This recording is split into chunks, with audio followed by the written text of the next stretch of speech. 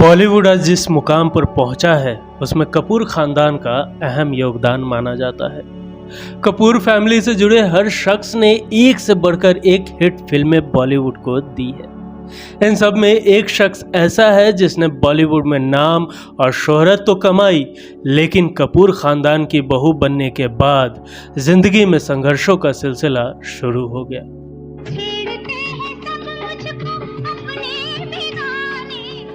गोरा रंग और कातिलाना आंखें, जो देखे वह उनके हुस्न का दीवाना हो जाए।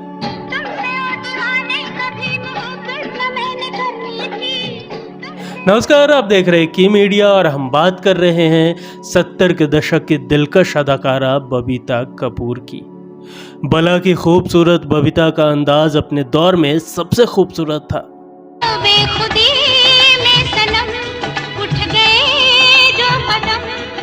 60 और 70 के दशक में बबीता कपूर को ट्रेंड सेटर भी कहा जाता था, क्योंकि वो जैसी भी गेटअप में रहती वो ट्रेंड बन जाता। बॉलीवुड में इनका सफर मात्र 6 साल का ही रहा, लेकिन महज 6 साल के एक्टिंग करियर में इन्होंने बैक टू बैक 19 फिल्में की, जिनमें से ज्यादातर हिट ही रही। इन पर फिल्माए गए कई सारे गाने आज भी अमर हैं।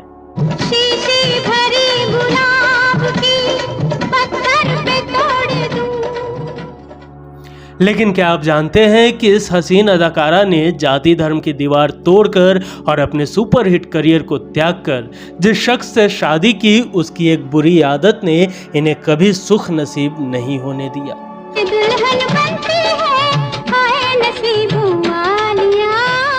जिस पति पर अपना करियर से लेकर हर चीज न्यौछावर की, उस कपूर खानदान के सुपरस्टार को छोड़कर बबीता को क्यों सारी जिंदगी अकेलेपन में गुजारनी पड़ी? क्यों एक सुपरस्टार की बहन और कपूर खानदान की बहू होने के बाद भी इन्हें अपनी बेटियों को पालने के लिए दर दर की ठोकरें खानी पड़ी? जिस बेटी को पालने और फिल्मों में लाने के लिए इन्होंने एड़ी चोटी का जोर लगा दिया, शादी के बाद क्यों उसी के पति यानी दामाद ने लगाया अपनी बेटी के पैसों पर अय्यासी करने और बेटी के घर तोड़ने का आरोप? कैसे अपने साथ हुई नाइंसाफी का बदला लेने के लिए बबीता कपूर ने अपने रियल लाइफ में बोल्ड मदर का किरदार निभाया और कितना चैलेंजिंग और दिलचस्प रहा इनका सफर? जानेंगे और भी बहुत कुछ, लेकिन उससे पहले अगर अभी तक आपने इस चैनल को सब्सक्राइब नहीं किया है तो प्लीज सब्सक्राइब कर ले। आओ हुजूर, तुमको सितारों में ले चलूं।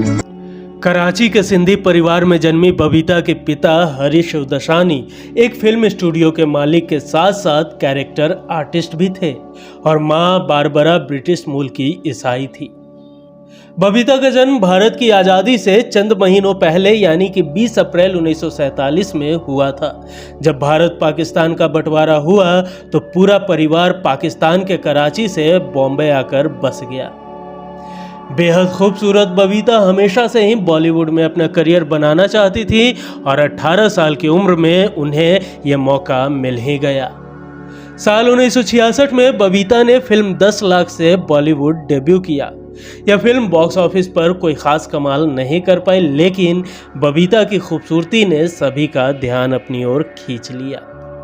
दरअसल स्टूडियो के मालिक होने के चलते अक्सर फिल्म इंडस्ट्री से जुड़े कई लोग इनके घर आया करते थे। एक दिन फिल्म मेकर जीपी सिप्पी का इनके घर आना हुआ। जैसे ही उनकी नज़र बबीता पर पड़ी तो उन्होंने तुरंत उन्हें फिल्म राज में राजेश खन्ना के साथ कास्ट कर लिया।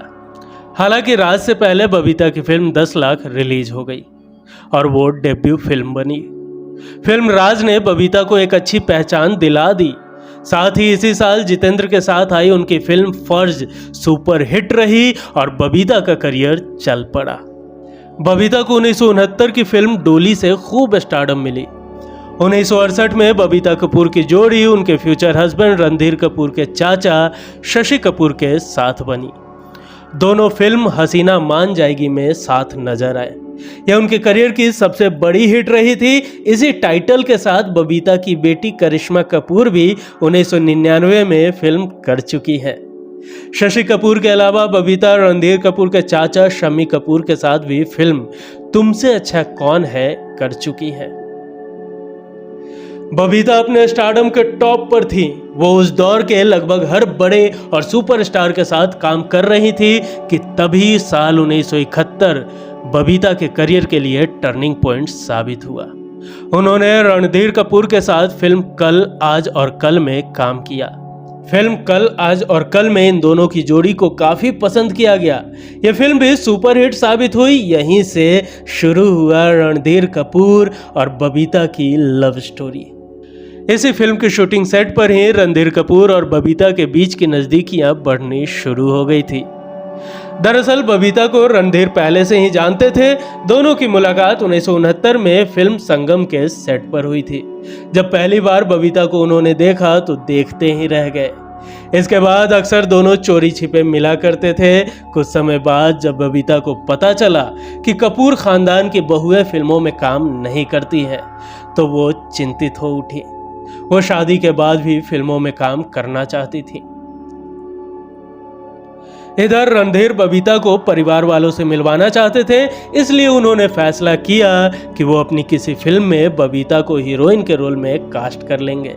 फिर इसी बहाने परिवार से बबीता की मुलाकात भी करवा देंगे। इसके बाद उन्होंने बबीता को फिल्म कल आज और कल में कास्ट किया था। राज कपूर को रणधीर के साथ बबीता के काम करने से कोई दिक्कत नहीं थी, लेकिन वो बबीता को अपने घर की बहू बनाने को राजी नहीं थे। इसके दो कारण थे। एक तो बबीता अपनी मां के ईसाई धर्म को मानने वाली सिंधी लड़की थी। ऊपर से उनकी शर्त थी कि शादी के बाद बबीता को फिल्मों में काम करना बंद करना पड़ेगा। बबीता रणधीर को बहुत चाहती थी, इसलिए उन्होंने ये शर्त मान ली। साथ ही रणधीर कपूर जिद पर अड़ गए कि वो शादी करेंगे तो सिर्फ और सिर्फ बबीता से ही। आखिरकार राज कपूर को बेटे की बात माननी पड़ी, जिसके बाद 6 नवंबर 1971 को रणधीर और बबीता की शादी हुई। शादी के बाद दोनों बहुत खुश थे। 4 साल बाद उनकी पहली बेटी करिश्मा कपूर का जन्म हुआ। इसके बाद 20 सितंबर 1980 को दूसरी बेटी करीना का जन्म हुआ। 1967 से शुरू हुआ बबीता का फिल्मी सफर शादी के चलते खत्म हो गया। बबीता की आखिरी फिल्म सोने का हाथ था, जो उनकी शादी के बाद 1973 में रिलीज हुई। जिस प्यार और शादी के लिए बबीता ने अपना स्टारडम तक छोड़ दिया, उसी रिश्ते ने जैसे बबीता की जिंदगी में परेशानियों का अंबार लेकर खड़ा कर दिया। बबीता जिस प्यार और उम्मीद के भरोसे कपूर खानदान की बहू बनी, वो एक एक कर सूखे पत्तों की तरह झड़ने लगे थे।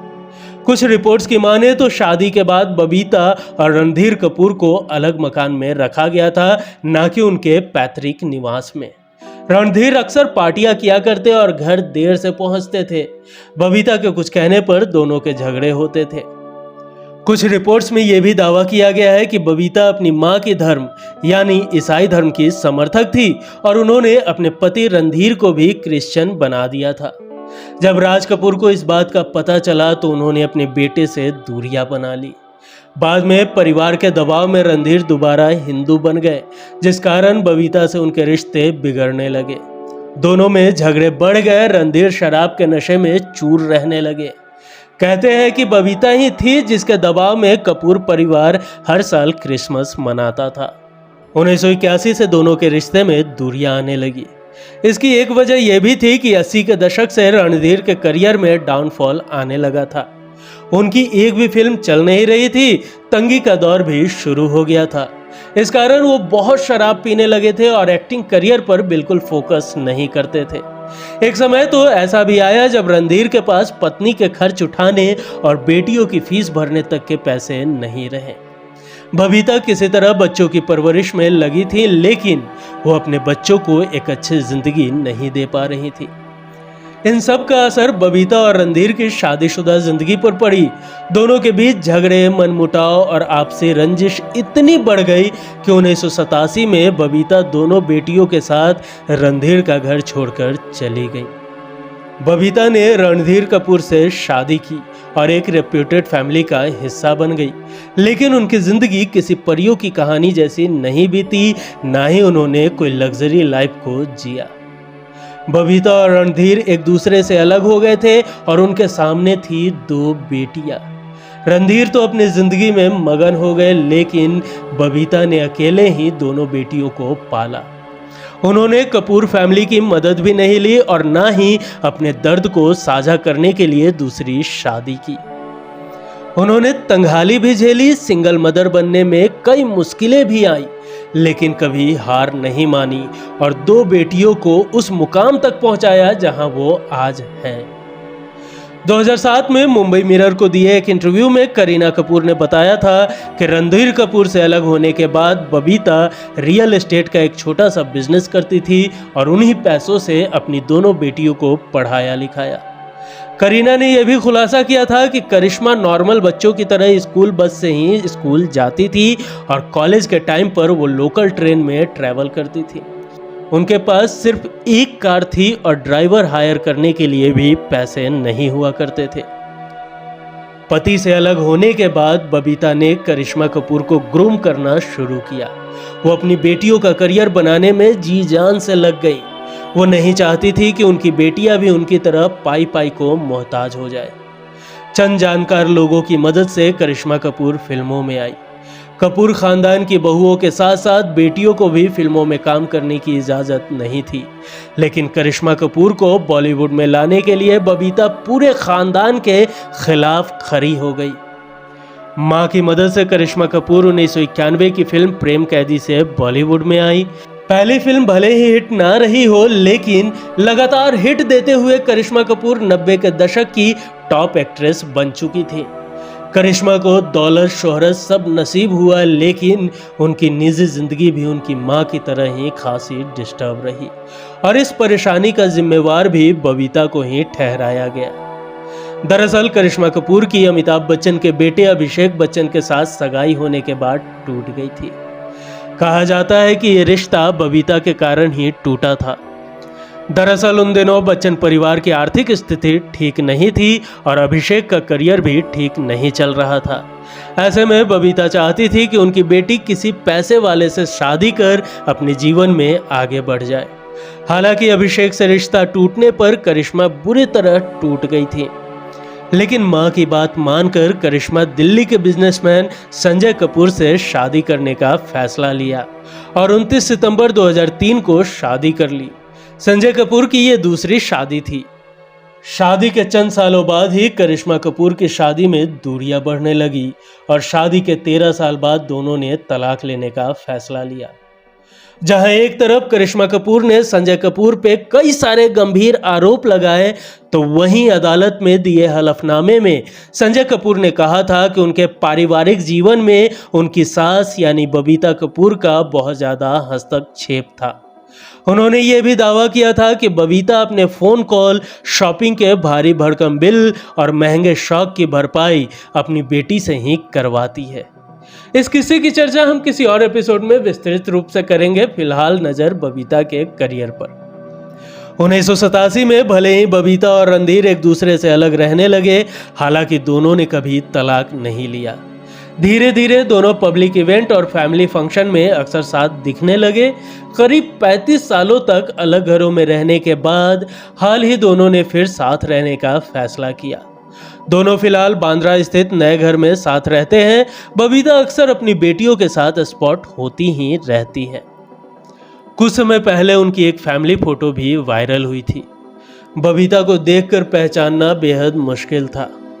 देखकर समझ आता है कि वाकई उम्र बहुत बड़ी चीज है, उसके सामने क्या आम और क्या खास। दोस्तों, आपने बबीता कपूर की कौन सी फिल्म देखी है और आपको कौन सी बेहद पसंद है, हमें कमेंट कर जरूर बताएं।